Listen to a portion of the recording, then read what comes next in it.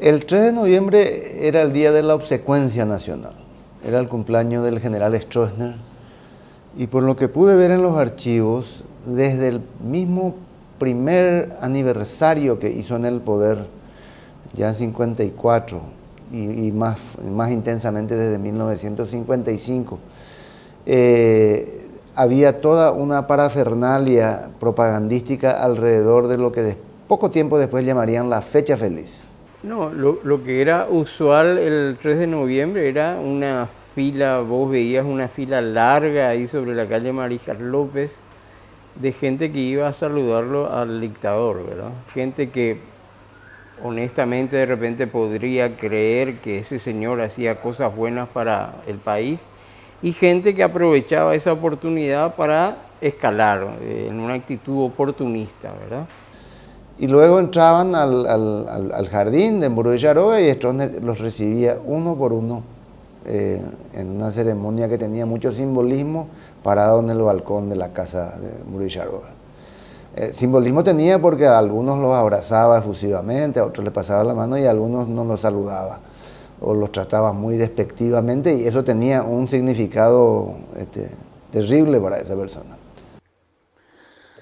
Bueno, el 3 de noviembre, sí, siempre fue una fecha así festiva, ¿verdad? O sea, para un grupo de gente. Lo que creo que se exageró es de que eso era una fiesta popular. Fue un mito que se construyó después de la caída de Stroessner. Era un acontecimiento para mucha gente que no podía dejar de asistir a esas cosas. Funcionarios, autoridades, diplomáticos, militares, y ni qué decir los seccionaleros, cepilleros, toda esa gente, era una obligación irse a saludar. En algunos casos llevaban regalos y cosas por el estilo. Y bueno, para nosotros era una fecha infeliz y era una fecha dolorosa porque de hecho que había mucha gente que la festejaba, había bombas. Recuerdo que los canales de televisión tenían que transmitirlos, no sé si te daban 2 o 1 canal cuando eso, tenían que transmitir desde, creo que era en Muro Villaroga, no sé muy bien, cuando la gente iba a saludar, el famoso saludo, uno a uno tenía que saludarle al Führer. Era bastante denigrante eso, ¿no? Escuchar los discursos de el primer deportista del Paraguay, el primer pacificador, el primer, no sé, por poco no decían el primer astronauta, ¿no? El primer futbolista, cualquier cosa era él. Simultáneamente, en los días previos, sobre todo ese día y en los días siguientes, los diarios del país, fundamentalmente el diario Patria, pero también todos los otros diarios que existían en las distintas épocas, en la década del 70, yo recuerdo muy bien, ABC, Última Hora, La Tribuna, tenían ediciones especiales, eran así de gruesos, porque tenían más de 100 páginas por los avisos publicitarios de las distintas empresas públicas y privadas que hacían alusión a la felicidad que tenían porque era el cumpleaños del líder. Alguna fiesta, algún acontecimiento así, pero a nivel popular, pensando en un carnaval de Río de Janeiro, algo de estilo, no pasaba nada, absolutamente.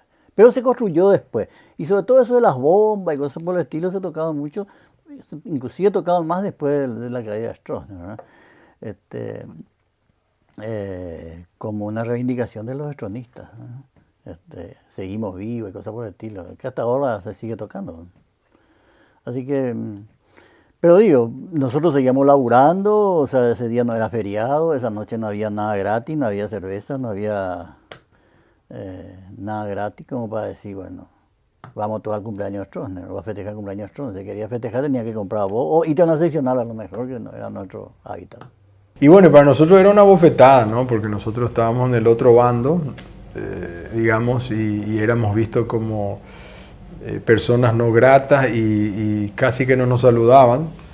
Eso me acuerdo que me pasó en el colegio también, en la Rubín, qué sé yo, éramos como si tendríamos una enfermedad contagiosa y nadie quería acercarse a nosotros. Así que para nosotros era una fecha infeliz, pero veíamos claramente la gente que festejaba, muchas de ellas seguramente por una cuestión de miedo y de tener que quedar bien con su jefe y no, digamos, generar algún tipo de sospecha en el barrio. Entonces, mucha gente tenía que agachar la cabeza y hacer de cuenta que estaba feliz. Era una actitud así totalmente arcaica, caudillesca, en el sentido de que un ser superior más o menos podía solucionar todos los problemas y sobre todo para los oportunistas resolver los problemas de ellos, ¿verdad?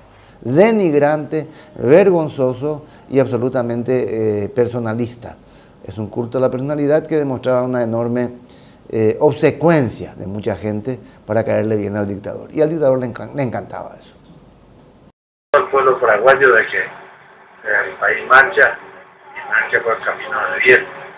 Ahora no vamos a hablar de revoluciones ni de golpe de Estado, y bien lo ha dicho, la democracia para los partidos políticos organizados, no para estos grupitos, divisiones y subdivisiones que forman el acuerdo nacional no son nada. Aquí lo que nosotros debemos respetar es el derecho a la urna y la mayoría manda como manda nuestro gran partido Colorado.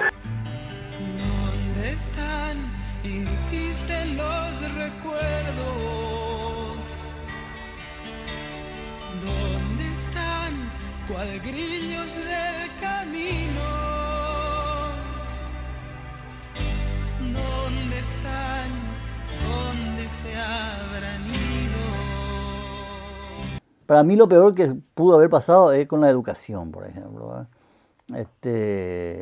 Limitó muchísimo a la gente a investigar, a pensar de que así nomás luego tiene que ser y que así está bien, todo bien, cuando que en otros lugares los proyectos de investigación a nivel de colegio ya empezaban, y en qué decir las universidades eran antros de pensamiento y de análisis, de investigación, cosa que acá nunca pasó eso, ¿verdad? Eso es lo peor que nos ha pasado, ¿verdad? La gente que pudo salir afuera es la que pudo un poco ver otra realidad y cambiar y sobre todo comparar el mal que nos hizo Stroessner, ¿verdad? Mucho más grave, con consecuencias mucho más nefastas, profundas y duraderas, fue la exclusión social. Si mucha gente no se fue presa, pero se tuvo que afiliar al partido de gobierno, al Partido Colorado, para poder ser profesional, para poder trabajar en la función pública, para poder ser maestro, para poder ingresar a la policía, para obtener una beca, para ingresar a la facultad, para ser militar, para lo que sea.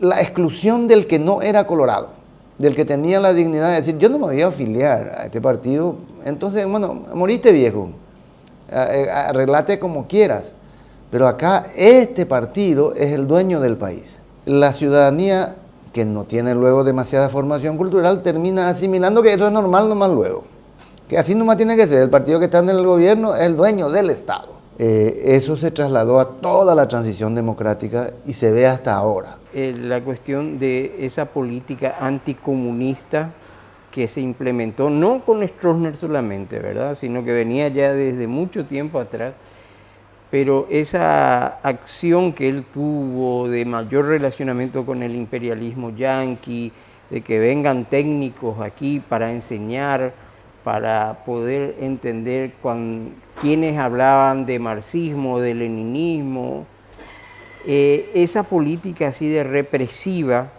que penetró totalmente en la sociedad, porque el obrero que de repente es explotado era quizás uno de los primeros en ir a denunciar a aquel personaje de izquierda que se acercaba y de repente trataba de crear conciencia, de tomar contacto y esas cosas, ¿verdad?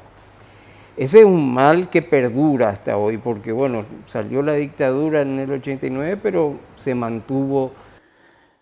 Y otra cuestión es el miedo, ¿verdad? El miedo de la gente de no animarse a hacer cosas porque eso podía significar otra caer en otro campo, ¿verdad? Entonces ese tipo de cosas te marca muy fuerte para toda una generación muy grande, ¿verdad? O varias generaciones, fue muy grande ese miedo, ¿verdad? De que, ¿será que esto podemos hacer o no, ¿verdad? Creo que nos generó una cultura de miedo, nos generó una cultura de... nos ató, nos reprimió muchísimo mentalmente, no podíamos leer libros, tener un libro del Che Guevara era algo absolutamente, no sé, podías irte preso y realmente fue mucha gente presa por ese tipo de cosas que hoy parecen tontas, ¿no? Entonces, yo pienso mucho en la cuestión cultural, el daño que nos causó. Por eso que cuando cae la dictadura hubo aquí en Paraguay, no digo que hubo una apertura muy grande, pero sí se despertó la creatividad y eso es muy hermoso, ¿no? Pero nos lleva tiempo y todavía yo siento que hay esos resquemores del miedo de que nos han quedado quizás inconscientemente. Por eso mucha gente de cierta edad, de mi edad tal vez y más arriba, todavía no pueden despegar, ¿no? Les cuesta despegar porque es como una pesa que no tenían en los pies, como si nos hubieran amarrado. Lo que la dictadura le dejó a todo el país es miedo, miseria. Hasta hoy la gente no quiere hablar, tiene miedo. En esa época se vivía de terror. Entonces, ¿qué pasa? Estamos otra vez volviendo a lo de antes, lo que yo siempre estoy diciendo. Hay que cuidar mucho. Nosotros somos un país muy olvidadizo y lamentablemente cuando vos olvidás lo que pasó, repetís la historia. Nosotros acá estamos en este momento en una etapa muy difícil, con un gobierno que es muy, ¿cómo te voy a decir? Es muy, no es amplio, no es, supuestamente es un gobierno democrático, pero no es tal. Los bienes supremos de nuestra nacionalidad adquieren relevancia en cada tarea realizada. Si elevamos la cultura, impulsamos las artes, alentamos la labor del labriego de nuestras campiñas, también coadyuvamos la paz y el progreso. Al completar nuestros ideales de trabajo desde la comunicación, evocamos los principios de libertad que sustentaron nuestros próceres para forjar el porvenir de una patria soberana. Teledifusora Paraguaya Sociedad Anónima, al despedirse hasta la próxima jornada, renueva el compromiso de lealtad a nuestras tradiciones genuinas de paraguayidad.